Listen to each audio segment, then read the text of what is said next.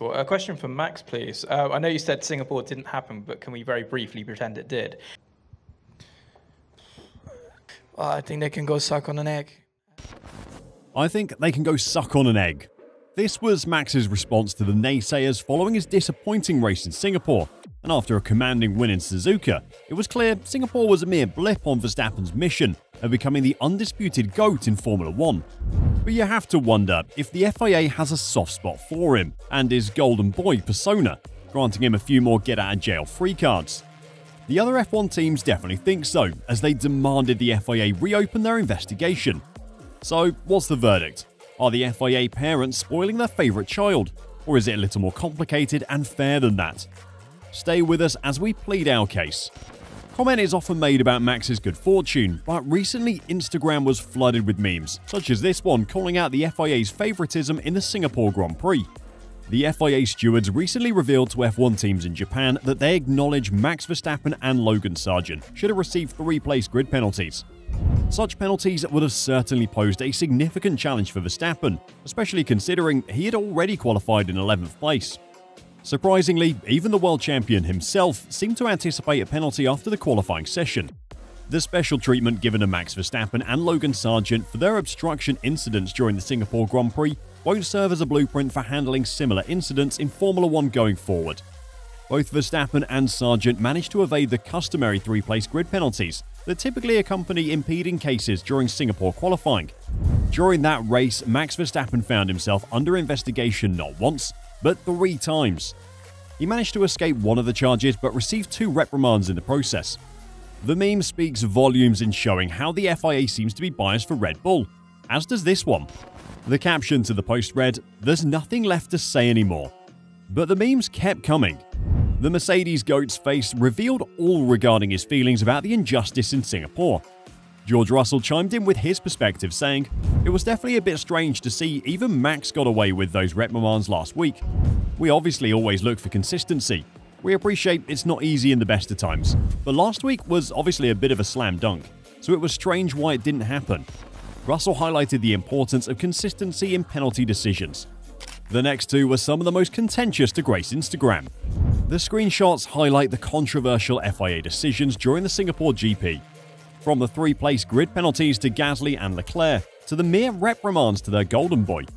In Singapore, both Verstappen and Sargeant's on-track hindrances were blamed on their respective teams, marking a departure from the prior stance that team communication issues shouldn't mitigate a 3-place grid penalty.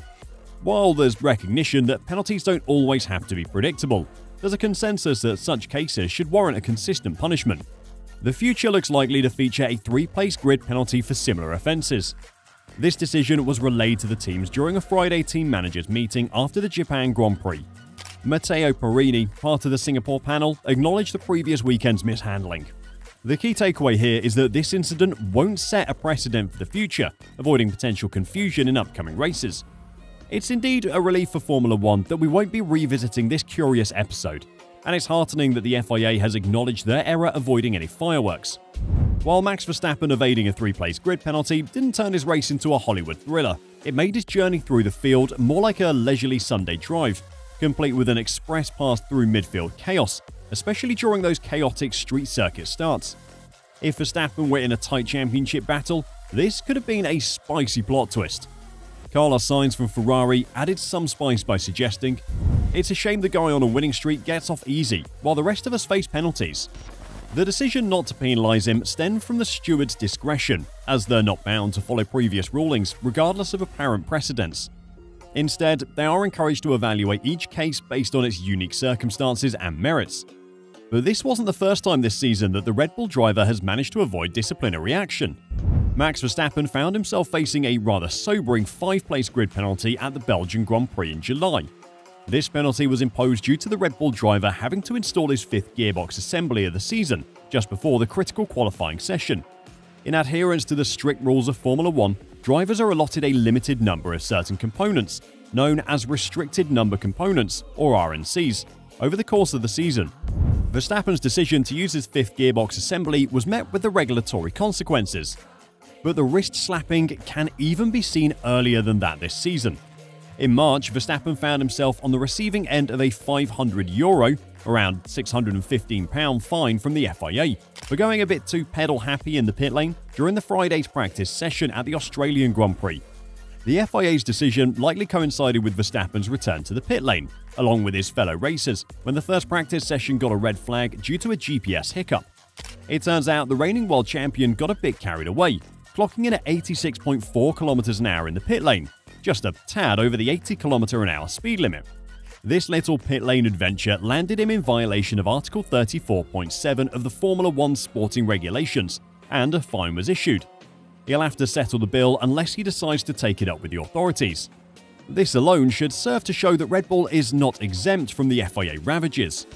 But looking back at the recent Japanese GP, Sergio Perez, Verstappen's Red Bull teammate, was on the FIA firing line. Perez had a race to forget at Suzuka. On the very first lap, he had an unfortunate collision with Lewis Hamilton, and then got entangled with Kevin Magnussen in a rather clumsy manner. Perez's misfortunes continued as he received 2 separate 5-second time penalties, and the race stewards eventually called him in to retire his Red Bull car on lap 15, shortly after his incident with Magnussen. It was a day to put behind him, to say the least. However, there was an unusual twist in Perez's saga at the Japan Grand Prix. 26 laps later, he was oddly sent back into the race to serve his second time penalty. It turned out that his penalty might have carried over to the next Grand Prix, possibly resulting in a grid drop. After making a pit stop to serve the penalty, Perez was once again called back into the pits, this time to retire for good on lap 43. Perez had high hopes, starting from 5th position, and in a prime position for a podium finish.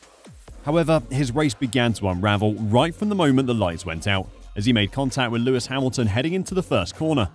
The Mercedes sustained some damage, and Perez lost his front wing end plate, necessitating a pit stop at the end of the very first lap. His front wing was replaced and he rejoined the race. The safety car was deployed due to debris on the track, causing Perez to encounter a queue of cars as he exited the pit.